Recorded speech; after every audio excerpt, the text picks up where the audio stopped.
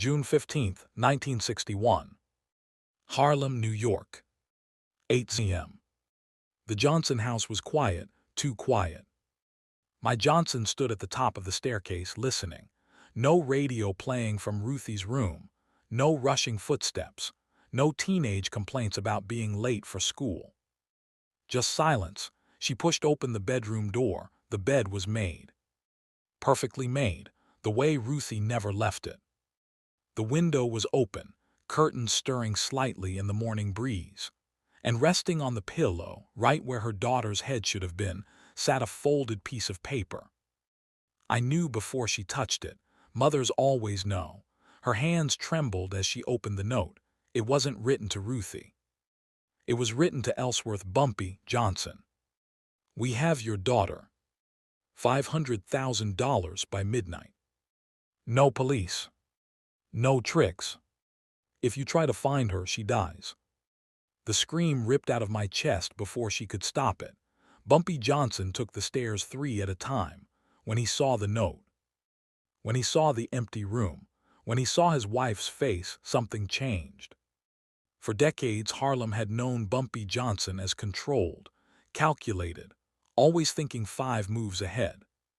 That morning the mask cracked, and what showed underneath wasn't panic, it was rage. Cold, focused, absolute. The kind of rage that had ended men. The kind that turned streets into graveyards. What happened next didn't become legend because of how many people died. It became legend because of how fast it happened. Because in 4 hours, Bumpy Johnson would tear through New York City like a storm and prove why you never touched his family. To understand why those kidnappers were already dead the moment they took Ruthie. You need to understand who Ruthie Johnson was. Ruth Johnson was 16 years old, Bumpy's only child, his entire world. She didn't know the details of his business. She didn't sit in on meetings or hear the whispers. To her, her father was just a quiet man who kissed her forehead every morning and insisted she focus on school. He wanted her clean of his life, safe from his enemies, but someone had been watching. Someone had decided the fastest way to control Harlem was through Bumpy Johnson's daughter. And they had just signed their own death warrant. 6 a.m. Bumpy stood at the window, staring down into the alley. Fire escape. Professional. Planned.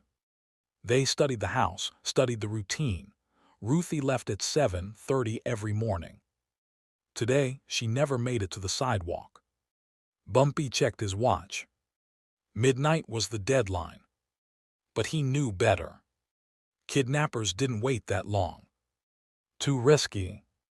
Which meant his daughter had maybe 4 hours. Maybe less. Bumpy picked up the phone and dialed. Johnny answered on the first ring. "Get everyone to Small's Paradise," Bumpy said. Everyone means everyone. 10 minutes. Johnny didn't ask questions. He didn't need to. The war for Harlem had just started. It was exactly 8:17 a.m. at Small's Paradise, Harlem. Small Paradise was usually loud. Music, laughter, dancing feet shaking the floorboards. That morning it was silent. 37 men sat spread across the empty room, coats still on, hats still pulled low. Some had come straight from bed, others from night shifts, a few from places they shouldn't have been. They were Bumpy Johnson's entire machine. Numbers runners, enforcers, policy bankers, street soldiers, men who collected debts, men who broke bones, men who killed when told. Every man in that room owed Bumpy something. Money, protection, their lives. Bumpy stood at the front, the ransom note folded carefully in his hand. He didn't shout. He didn't pace. He didn't need to. "Someone took my daughter." His voice was calm, too calm, but every man in that room felt what lived underneath it. "They want $500,000, Bumpy continued. "They think they can threaten my family and walk away." He looked slowly across the room. "They're wrong. No one spoke, because this wasn't just about Bumpy. Every man there had a family. Wives, children, mothers. And there was a rule older than money, older than power. You don't touch families, ever. Break that rule and there was no protection, no forgiveness, no hiding. Bumpy pointed to Johnny. I want every informant we have working. Cops, bartenders, doormen, preachers, street kids, anyone who sees things in this city. Johnny nodded, already moving. Willie, Bumpy said. Train stations, bus depots, airports. If they try to move her, I want to know. Yes, boss. The rest of you, Bumpy said, raising his voice slightly now. Split up, Harlem, Brooklyn, Bronx, anywhere someone might have seen a girl taken between 7:30 and 8 this morning. One man raised a hand.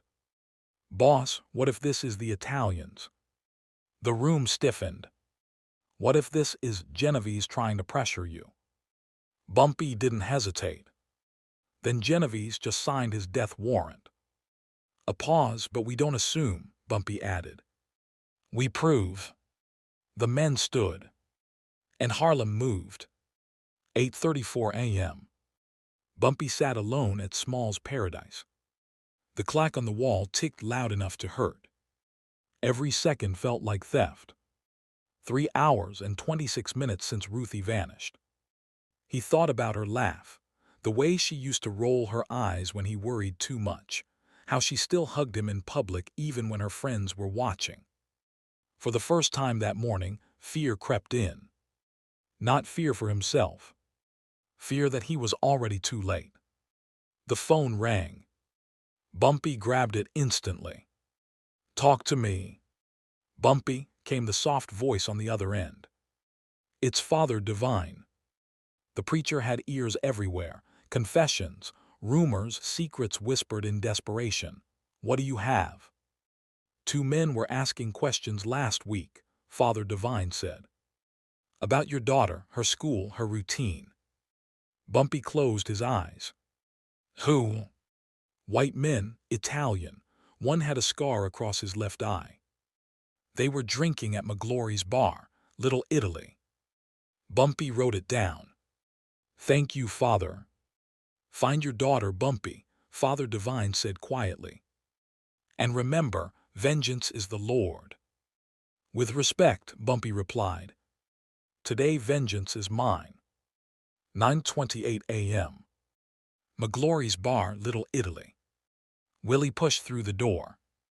The bar wasn't open yet. The bartender looked up nervously. We're closed. Willie placed a photograph on the counter. Ruthie's school picture. 2 men were asking about this girl, Willie said. I want names. The bartender swallowed. I don't know. Willie grabbed him by the collar and slammed him against the wall. Bumpy Johnson's daughter was kidnapped this morning, Willie said calmly. If I don't get names in 10 seconds, this place burns down with you inside. The bartender cracked. Tommy Marciano, he stammered. Tommy the Hawk, he was with another guy, they work for somebody. Where do I find Tommy? Red Hook, the bartender said. Warehouse near the docks, Pier Street, number 43. Willie stepped back. If you're lying, he said. I'm coming back. He was already dialing as he left. 10:23 a.m. Bumpy listened to Willie's report. Red Hook made sense. Too much sense. Tommy the Hawk was muscle, nothing more. Not smart enough. Not bold enough. Someone else was pulling the strings. Bumpy dialed another number. Detective Murphy. Murphy was dirty. And useful. Murphy, Bumpy said. I need to know if Vito Genovese has been making moves. Silence. Then there's been talk. What kind of talk? He wants Harlem, he wants leverage, something to force negotiations. Bumpy's jaw tightened. Where is he? Arthur Avenue, Bronx, his social club. That was enough. Genovese hadn't just crossed a line. He'd erased it. 10:47 a.m. Arthur Avenue Social Club, Bronx. Bumpy Johnson walked in without knocking. 5 men followed him. The guards didn't have time to react before guns were in their faces. "Sit down," Bumpy said. "Shut up." In the back room, Vito Genovese looked up from his cards. "Surprised?" "Bumpy," Genovese said slowly. "This is unexpected. Where's my daughter?" Genovese set his cards down carefully. "I don't know what you're talking about." Bumpy pulled out his straight razor. Opened it. Slowly. "I'm going to ask you once more," Bumpy said. "Where is my daughter?" Guns came up on both sides. No one breathed. Genovese leaned back. "If you kill me," he said, "you'll never find her." Bumpy stared at him, then closed the razor. "You have until noon," Bumpy said. "If she's not back, I'm coming back for you." Outside, Bumpy already knew. Genovese's silence was confirmation.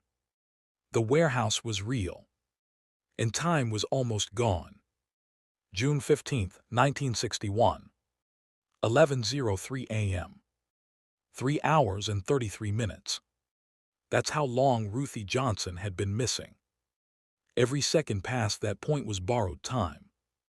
Bumpy stood on the sidewalk outside the Genovese Social Club, watching the door like it might explode open with answers. It didn't. Genovese wasn't going to give Ruthie back. Not for free. Not for mercy. He was betting that Bumpy Johnson would break. He didn't understand something fundamental. Bumpy Johnson didn't break. He burned. Bumpy stepped into the car as Johnny pulled up with 10 men. They were armed, quiet, ready. "Red Hook," Bumpy said. "Warehouse 43. Johnny glanced at him in the rearview mirror. "Boss, it could be a trap." Bumpy didn't blink. "Then we walk into it." 11:31 a.m. Red Hook, Brooklyn. The docks were dead. No workers, no trucks, no witnesses. Just gulls circling above, and the stink of fish and oil hanging in the air. Warehouse 43 stood alone, 3 stories of brick and rusted steel, windows barred, one main entrance. A perfect place to disappear someone. Bumpy's men moved into position. Willie climbed to the roof. Johnny circled the back. Bumpy took the front with 5 men behind him. Inside, the warehouse breathed darkness. Crates stacked high. Water dripping somewhere in the distance.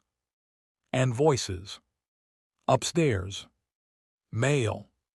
Impatient. Bumpy raised a fist. They moved silently up the stairs. The voices got clearer. "I'm telling you, Tommy, we should have killed her already." Genovese said, "Wait. Waiting gets us killed. Her old man's tearing the city apart. That's the point. He pays, then she dies, sends a message." Bumpy stopped. Closed his eyes. Then he heard it. His daughter's voice. "Please," Ruthie whispered. "I won't tell anyone, I swear." "Shut up," a man snarled. "One more word, and I cut your tongue out." Bumpy's hand tightened on the doorknob. He looked at his men. "On 3. 1, 2, 3. The door exploded inward. Gunfire filled the room. 2 men at a table dropped instantly, blood splashing across stacks of cash. Tommy the Hawk spun around, knife in hand, grabbing Ruthie and pulling her close. She was tied to a chair, gagged, crying. "One more step and she dies," Tommy screamed. Everything froze. Bumpy stepped forward slowly. "Tommy," he said calmly, "you let her go, and I make it quick." Tommy laughed wild-eyed. "You think I'm scared of you?" A voice spoke behind him. You should be. Johnny stood at the doorway, gun aimed at Tommy's head. You're outnumbered. Tommy's hand shook. The knife pressed harder into Ruthie's neck. A thin line of blood appeared. That was the moment. The moment Tommy sealed his fate. Bumpy drew his gun and fired. The bullet tore through Tommy's shoulder. The knife clattered to the floor. Johnny yanked Ruthie free and dragged her back. Bumpy walked forward, picked up the knife, knelt beside Tommy as he screamed and begged. Genovese made me do it, Tommy sobbed. I didn't want to. Bumpy looked him in the eyes. I know. Then he stood. What happened next, no one ever described in detail. They didn't need to. 15 minutes later, Bumpy walked out carrying his daughter. Everyone else inside was dead. 11:52 a.m. Ruthie was alive. Traumatized. Shaking. But breathing. Bumpy held her in the backseat as Johnny drove. I was so scared, she whispered. I know, baby, Bumpy said, holding her tighter. You're safe now. When they pulled up to the house, Mai ran out barefoot. She collapsed when she saw Ruthie alive. Bumpy watched them, his wife and daughter clinging to each other. He'd kept his promise. But the day wasn't over. Not yet. 12:14 p.m. Bumpy picked up the phone. Dialed Frank Costello. Frank, Bumpy said. I need to talk to Genovese. A pause. That's dangerous right now. I just pulled my daughter out of a warehouse where his men were holding her hostage. Silence. So Bumpy continued. We're going to talk. Frank sighed. Where? Your place, neutral ground, 1 hour. Bumpy hung up. He kissed Ruthie's forehead. I'll be back, he told her. There was one more promise to keep. June 15, 1961. 1:15 p.m. Frank Costello's restaurant, Manhattan. The restaurant was empty. No customers. No music. Just the quiet clink of glass as Frank Costello poured 2 whiskeys at a corner table. 2 bodyguards stood by the door. When Bumpy Johnson walked in alone, they moved to frisk him. Frank raised a hand. Let him be. Bumpy sat across from him, didn't touch the drink. My daughter is home, Bumpy said. Frank nodded. I heard. One of Genovese's men cut her. Frank closed his eyes briefly. That shouldn't have happened. It happened, Bumpy said. And now it ends. Frank leaned back. Vito crossed a line. Everybody knows it. That line was my child. Frank sighed. If you kill him, you start a war. Italians against Harlem. Nobody wins. Bumpy finally lifted the glass. Took one slow sip. Then tell me what justice looks like. Frank thought carefully. A sit-down, the commission, all 5 families, he apologizes publicly, pays restitution. How much? 500,000, Frank said. The same amount he demanded. Bumpy stared at him. What about Harlem? Independent, Frank replied. Untouchable. And my family? Frank nodded. Off limits permanently. Bumpy stood. When? Tomorrow, 2 p.m. Rave Night Social Club. Bumpy extended his hand. If Genovese refuses, he said, I burn everything. Frank shook his hand. I know. June 16, 1961. The Rave Night Social Club, Little Italy. This was sacred ground, where wars were prevented or approved. Bumpy Johnson walked in alone. 5 men sat at the table. Frank Costello, Carlo Gambino, Tommy Lucchese, Joe Bonanno, and Vito Genovese. Every eye followed Bumpy. Sit down, Mr. Johnson, Frank said. Bumpy sat directly across from Genevieve. Frank cleared his throat. "We're here to discuss what happened to Mr. Johnson's daughter." Genevieve leaned forward. "It was business." Bumpy didn't move. "My daughter is 16. Carlo Gambino spoke. "Families are off limits, Vito, you know that." "Times change," Genevieve muttered. "No," Frank said sharply. "Rules don't." "How much?" Genevieve snapped.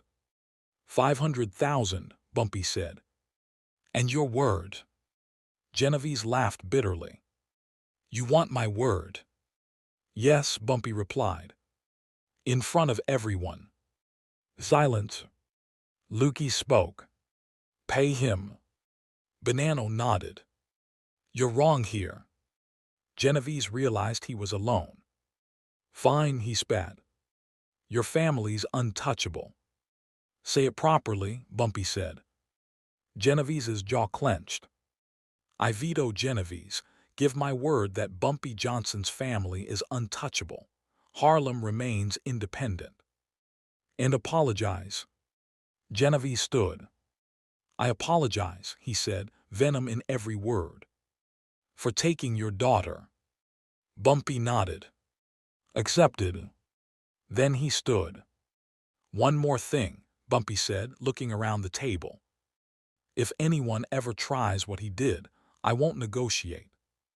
The message landed. Hard. June 17, 1961. A briefcase arrived at Bumpy's house. Inside, $500,000 in cash. Bumpy counted it. Then he looked at Ruthie, sitting quietly in the living room. Still shaken. Still alive. He picked up the phone. "Frank," he said, "I'm starting a scholarship fund, in my daughter's name." Frank smiled on the other end. "You surprise me, Bumpy." "I'm not a good man," Bumpy replied. "I'm just a father." It was summer in 1961, Harlem, New York. The money moved quietly, no announcements, no headlines. $500,000, the same amount meant to buy a child's life, was redirected into something no one expected. The Ruth Johnson Scholarship Fund. It started small. 23 students that first year. Kids from Harlem who had never imagined college. Kids whose parents worked 2 jobs and still couldn't afford tuition. Kids who'd been told their whole lives that the system wasn't built for them. Each recipient received a letter. Typed plain, no signature. It read, "This scholarship is funded by people who believe every child deserves a chance. Work hard. Make your family proud. Education is the most powerful weapon you can use to change the world." Everyone in Harlem knew who wrote it. And everyone knew why. Bumpy Johnson never spoke publicly about June 15, 1961. He never told the story himself. But Harlem talked. They talked about the morning Bumpy tore through the city like a man possessed. They talked about the Italians learning, the hard way, that Harlem wasn't theirs to take. They talked about the rule that became ironclad after that day. Families were off limits, period. Even Genevieve's own men whispered it. Don't ever touch Bumpy Johnson's family. Not his wife. Not his daughter. Not even his name. Because the man who ran Harlem wasn't driven by money. He was driven by something far more dangerous. Love. 1975. Columbia University. A young woman stood at a podium. Dr. Grace Washington. First in her family to go to college. First to become a doctor. She looked out at the crowd and smiled. "I wouldn't be here today," she said, "without the Ruth Johnson Scholarship." The audience applauded. Grace paused. "I never met the man who funded it," she continued. "But I know this. Someone believed in a poor kid from Harlem when no one else did." In the audience, Ruthie Johnson sat quietly. 30 years old now. A mother herself. She wiped tears from her eyes. After the ceremony, Grace approached her. "You're Ruthie Johnson," she said softly. "The scholarship is named after you." Ruthie nodded. "My father wanted something good to come from something terrible." Grace hugged her. "He saved my life." Ruthie smiled. He would have been proud to hear that. 1968. St. Nicholas Avenue, Harlem.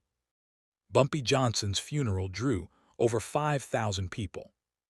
Politicians, musicians, community leaders, street men, students, people who had never met each other, united by one man. Few of them knew the full story. Few knew about the 4 hours that changed everything. But Ruthie knew.